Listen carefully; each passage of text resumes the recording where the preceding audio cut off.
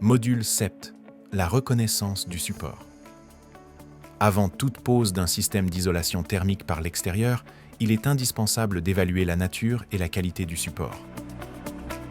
L'inspection débute toujours par une observation attentive de la façade. On commence par identifier la nature du gros œuvre. S'agit-il d'un mur en béton, en maçonnerie creuse ou pleine, en béton cellulaire, en ossature bois ou encore en pierre? Puis, on s'intéresse au revêtement en place.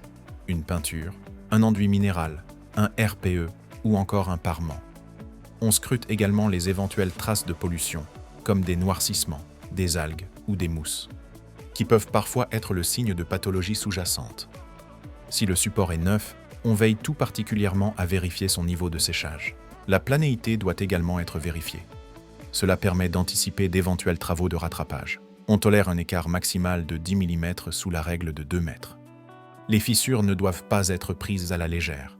Il faut distinguer les fissures actives, évolutives, des passives, inertes, ce qui influence les réparations à prévoir.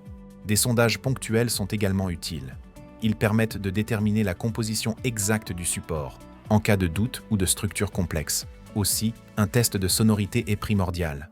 En tapotant la surface, on détecte les zones creuses, indicatrices de décollement ou d'instabilité. Ces zones devront être reprises avant toute mise en œuvre. Lorsqu'il existe un doute sur la qualité du support, on fait appel à un technicien qualifié pour réaliser des tests d'arrachement. La reconnaissance du support est détaillée dans le CPT 3035. Il doit être réalisé par des professionnels formés. Nous vous rappelons qu'une première série de vidéos est disponible pour connaître les bases de l'ITE et de sa pose. Pour en savoir plus, adressez-vous au mur Manteau, qui vous orientera vers un organisme de formation.